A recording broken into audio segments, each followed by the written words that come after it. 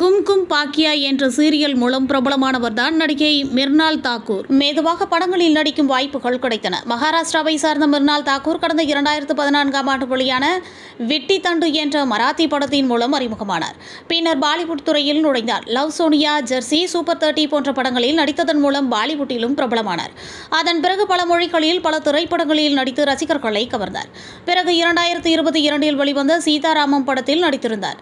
இந்த படம் அவரது சினிமா கரியரில் ஒரு பெரிய திருப்பு முனையாக அமைந்தது என்றும் சொல்லலாம். அதன் பிறகு அவருக்கு தொடர்ந்து வாய்ப்புகள் குவிந்தன. தற்பொழுது அவர் கையில் 5க்கும் மேற்பட்ட படங்கள் உள்ளன. அதில் அல்லு அர்ஜுன் மற்றும் அட்லி கூட்டணியில் உருவாகும் மெகா பட்ஜெட் படமும் ஒன்று. நடிகை மிர்னால் தாக்கூரின் சொத்து மதிப்பு ரூபாய் 40 கோடி வரை இருக்கும் என்றும் ஒரு படத்திற்கு ரூபாய் 2 கோடிக்கு மேல் சம்பளம் வாங்குகிறார் என்றும் கூறப்படுகிறது.